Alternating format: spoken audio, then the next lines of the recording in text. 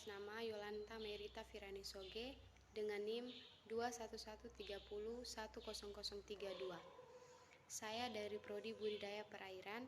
Hari ini saya akan menjawab 4 soal yang telah diberikan oleh dosen saya. Untuk pertanyaan nomor 1, potensi kelautan dan perikanan di Indonesia.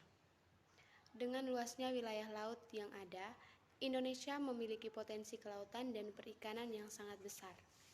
Hingga akhir, secara potensi, perikanan Indonesia adalah yang terbesar di dunia, baik itu perikanan tangkap maupun perikanan budidaya. Berbicara mengenai ekonomi kelautan, bukan hanya sekedar perikanan tangkap, akan tetapi ada 11 sektor ekonomi kelautan, yaitu perikanan tangkap, perikanan budidaya, industri pengolahan hasil perikanan, industri bioteknologi kelautan, pertambangan dan energi, pariwisata bahari, hutan bakau, perhubungan laut, sumber daya wilayah pulau-pulau kecil, industri dan jasa maritim, dan yang terakhir sumber daya alam non-konvensional.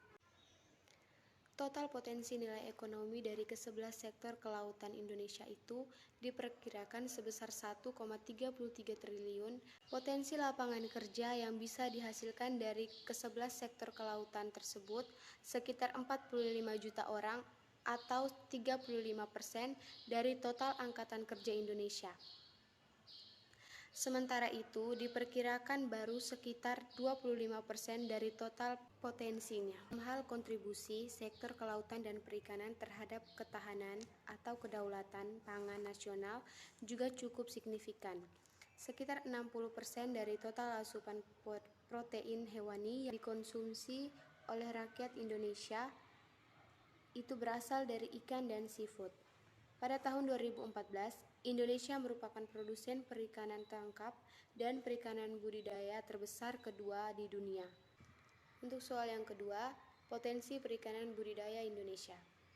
Pada tahun ini, harapan banyak diekspresikan oleh mereka agar sektor kelautan dan perikanan bisa kembali bangkit setelah terpuruk karena COVID-19. Salah satu yang diterapkan itu adalah subsektor perikanan budidaya.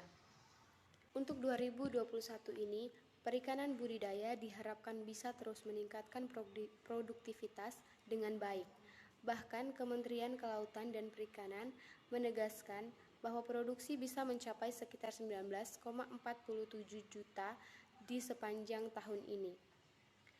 Dengan penerapan target sebesar 19,47 juta per ton pada tahun 2021 ini, artinya ada kenaikan target hingga 1,3 juta ton jika dibandingkan dengan target produksi pada 2020 yang diterapkan dengan jumlah sebesar 18,44 juta ton. Dengan potensi perikanan budidaya Indonesia, maka tidak salah jika masa depan sektor kelautan dan perikanan itu ada pada subsektor perikanan budidaya. Untuk soal yang ketiga, potensi kelautan dan perikanan NTT.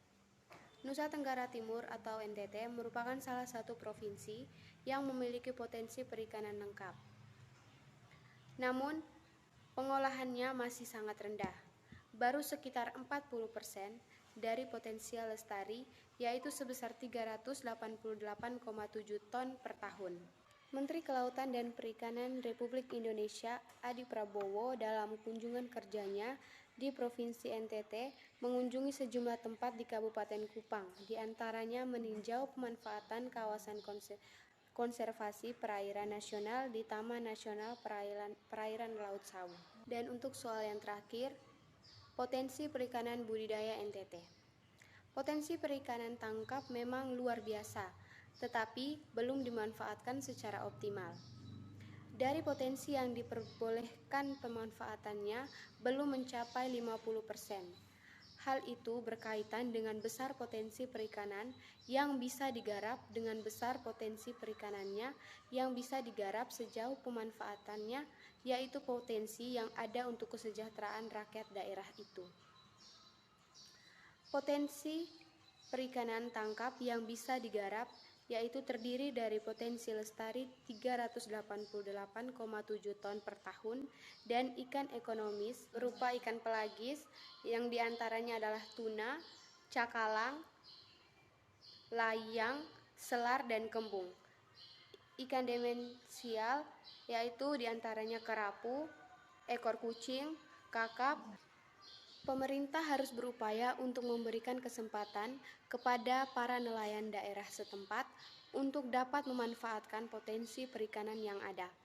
Selama 2014 hingga 2015, misalnya, pemerintah Provinsi NTT telah memberikan bantuan hibah berupa 183 unit kapal penangkapan ikan untuk membantu nelayan di provinsi berbasis kepulauan itu. Sekian hasil presentasi saya. Terima kasih.